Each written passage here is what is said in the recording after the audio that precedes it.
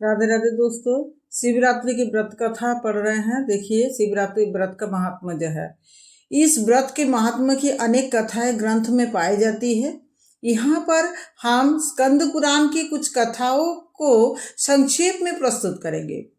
पूर्व काल में कोई विधवा ब्राह्मणी थी जिसकी प्रकृति बड़ी चंचल थी।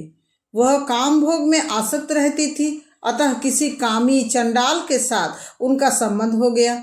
उसके गर्भ से दुरात्मा चंडाल को एक पुत्र हुआ जिसका नाम दुस्सह था। वह पुत्र बड़ा ही दुरात्मा था। वह सब धर्मों के विपरीत ही आचरण करता था।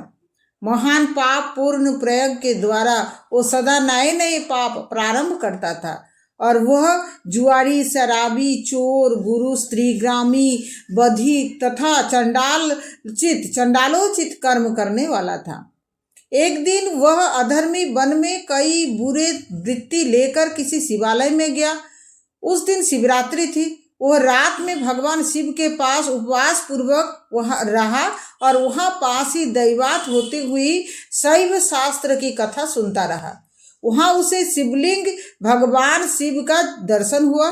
दुष्ट होते हुए भी उसने एक रात व्रत किया और शिवरात्रि में जागता रहा। उसी शुभ कर्म के परिणाम से उसने पुण्य योनि प्राप्त करके बहुत वर्षों तक पुण्यात्माओं के लोक में सुख भोग किया। तदनंतर वह राजा चित्रांगद का पुत्र हुआ। उसमें राजेश्वरों के लक्षण थे। वो वहाँ विचित्रवीर्य नाम से प्रसिद्ध हुआ। उसका रूप सुंदर था। उसने बहुत बड़ा राज्य प्राप्त करके भी अपने मन में अहंकार नहीं आने दिया। भगवान शिव की भक्ति करते हुए सदा शिव धर्म के पालन में तत्पर रहा। शिव संबंधी शास्त्र को मान्यता देकर वह लक्षण प्रकट उन्हें के अनुसार शिव जी की पूजा करता था। भगवान शिव की कथा सुनने से उसमें प्रेम की सभी लक्षण प्रकट हो जाते थे। उसे शिव जी की प्रेम लक्षणा भक्ति प्राप्त हुई। भगवान शिव के ध्यान में निरंतर संलग्न रहने के कारण उसकी सारी आयु व्रत में ही बीती। भगवान शिव इस संसार में पशुओं तथा ज्ञानियों को सामान्य रूप से सुलभ है। शिवरात्रि के उपवास के राजा को उत्पन्न ज्ञान प्राप्त हुआ और उत्तम ज्ञान प्राप्त हुआ। उस ज्ञान से सब प्राणियों में निरंतर सद्भाव का अनुभव हुआ।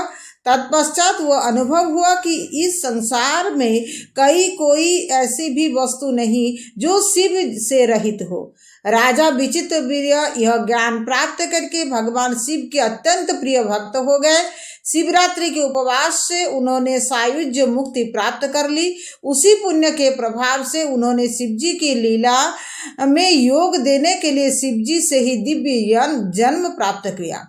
दक्ष कन्या सती से जब शिवजी का वियोग हुआ तब उनके जटा फटकारने के शब्द से उन्हीं के मस्तक से जो वीरभद्र नामक वीर उत्पन्न हुआ वो राजा विचित्रवीर्य ही थे।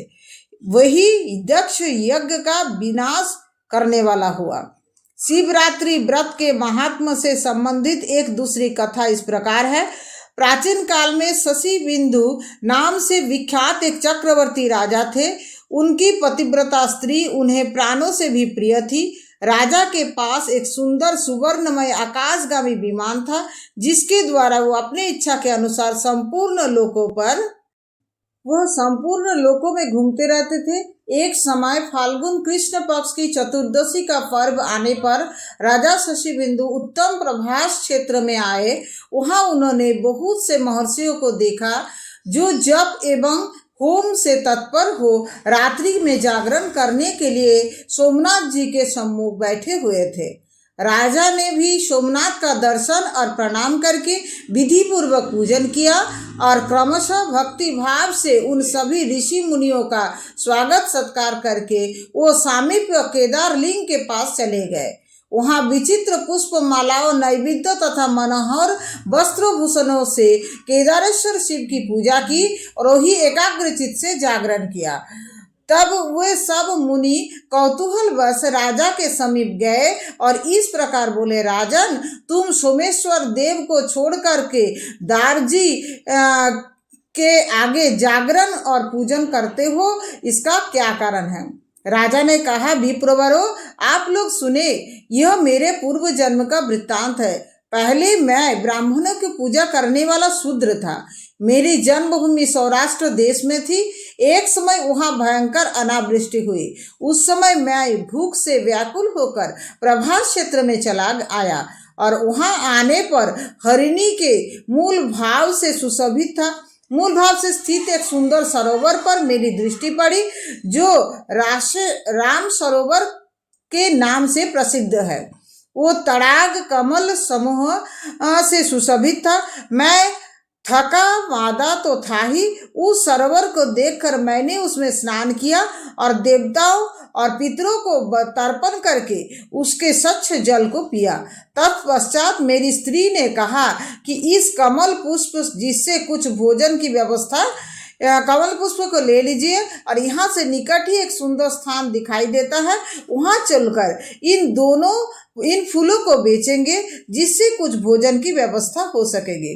पत्नी के यह कहने पर मैं जल के भीतर उतरा और बहुत कमल के फूल लेकर नगर की ओर चला। वहां पहुंचकर सड़कों, चौराहों और तिगोहों पर परंतु किसी ने भी फूल नहीं लिए। इतने में दिन डूब गया और मैं अपनी पत्नी के साथ मंदिर में आकर सो गया। वहां स्त्री सहित मुझे भूख अधिक पीड़ा देने लगी। इतने में ही मैंने देखा कि किसी देवालय में होम और जागरण हो रहा है। तब मैं उठकर वहां गया और रुद्रेश्वर नामक वृद्धि लिंग का दर्शन हुआ। केदारेश्वर। उस समय वहां अनंगवंती नामक एक वेश्या शिवरात्रि के व्रत में संलग्न हो नृत्य, गीत और उत्सव आदि के द्वारा भगवान के सामने जागरण कर रही थी। मैंने एक मनुष्य पूजा भाई रात्रि हो जागरण किस लिए होता है, तो वो नाच गान और उत्सव में ही लगी हुई कौन स्त्री दिखाई दे रहे हैं। उसने बताया कि आज शिव धर्मंतपुरन के प्रतिदिन शिवरात्रि है और यह धर्मपरायण स्त्री अनंगवंती की नाम की वेश्या है, जो कल्याणमय शिवरात्रि का व्रत करके जागरण कर रही है। जो कोई मनुष्य शिवरात्रि का व्रत करता है उसे दुख, दारिद्र और बंधन की प्राप्ति ही नहीं होती। दुष्ट ग्रह, अरिष्ट योग, रोग अथवा भय भी उसके पास नहीं आता। यह उत्तम कुल में उत्पन्न हो सुख एवं सौभाग्य से युक्त होता है, तेजस्वी, यशस्वी और पूर्णतः कल्याण का भागी होता है। उस मनुष्य की बातें सुनकर मैंने भी यह व्रत करने का निश्चय विचार किया। मैंने सोचा कि अन्य का प्रभाव होने के कारण उपवास से मुझे विवश होकर करना ही है, अतः स्नान करके कमल के फूलों से भगवान महेश्वर की पूजा करो।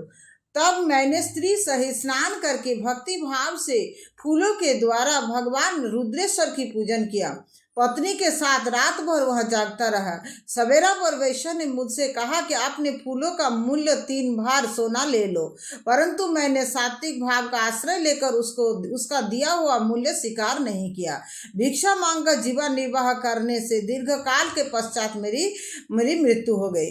उस समय मेरी प्राण प्यारी पत्नी मेरे शरीर के लेकर आगे भी प्रवेश कर रही थी, आग में प्रवेश कर रही थी। उस पूजन और जागरण के प्रभाव से पुनर्जन्म की बातों को स्मरण रखने के चक्रवर्ती राजा हुआ। एक बार संयोगवश व्रत किया था, जिसका यह महान फल प्राप्त हुआ कि भक्ति भाव से यथावत सामग्री के साथ जो इस व्रत का पालन करता हो, इसका भविष्य में क्या होगा वो मैं नहीं जानता। यह सुनकर उन ब्राह्मण के नेत्र में आश्चर्य से खिल उठे और उन्होंने साधु साधु कहकर ही भूरी भूरी प्रशंसा की। उन्होंने स्वयं भी उस स्वयंभू लिंग का पूजन किया। राजा शशि बिंदु ने केदार लिंग के प्रसाद से देव दुर्लभ उत्तम सिद्धि को प्राप्त हुए। अनंगवंती वैश्या शिवरात्रि का व्रत केदार लिंग के प्रभाव से रंभा नामक अप्सरा हुई।